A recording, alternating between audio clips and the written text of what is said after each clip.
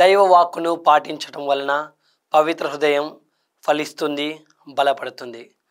ప్రియా సహోదరి సహోదరులారా, ఈనాటి సువార్త పఠనంలో క్రీస్తు ప్రభు 2 ఉపమానాల గురించి వివరిస్తున్నారు. వృక్షము ఫలము మరియు రాతి పునాది, ఇసుక పునాది. ఒకానొక ఊరిలో ఒక ధనవంతుడు ఉండేవాడు. ఆయనకు ఒకే ఒక్క కుమారుడు. ఒక్కడే కొడుకు కదా అని చాలా గారాబంగా ప్రేమతో చూసుకునేవాడు.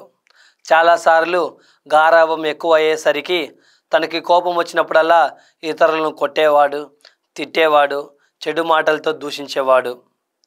అయినా సరే ఆ ధనవంతుడు ఒక్క మాట కూడా అనేవాడు కాదు. తన తల్లి సైతము ఎటువంటి విధంగా కూడా దండించేది కాదు. అలా పెరిగి పెద్దవాడయ్యేసరికి కొన్ని రోజుల తర్వాత తన తల్లిదండ్రులను సైతము తిట్టడము, కొట్టడము ప్రారంభించాడు. అయితే తన తల్లి ఒకరోజు బాధపడుతూ ఇలా అంటుంది, మనం ఎంత అల్లారు ముద్దుగా చూసుకున్నాము, మనల్ని పెరిగి పెద్దవాడైన తర్వాత ప్రేమతో చూసుకుంటాడనే కదా అని అంటూ బాధపడుతుంది. కానీ తన జీవితంలో గారాబం ఎక్కువయ్యేసరికి చెడు మార్గంలోకి వెళ్ళిపోయాడు. ఇదే విధంగా ప్రపంచంలో చాలామంది కూడా తమ బిడ్డలను గారాబంగా చేసి వారికి ఎటువంటి దండన ఇవ్వకుండా పెంచుతూ ఉంటారు.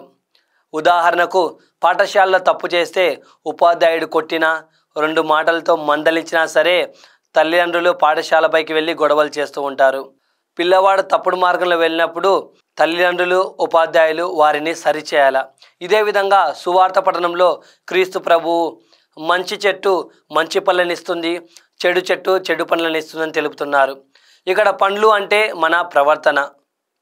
మనమందరం మంచి చెట్టు వలె మన యొక్క ప్రవర్తన ఎలా ఉండాలంటే క్రీస్తు ప్రేమలాగా, ఆయన కరుణ, ఆయన దయ, ఆయన జాలి, క్షమాగుణము కలిగి ఉండాలి.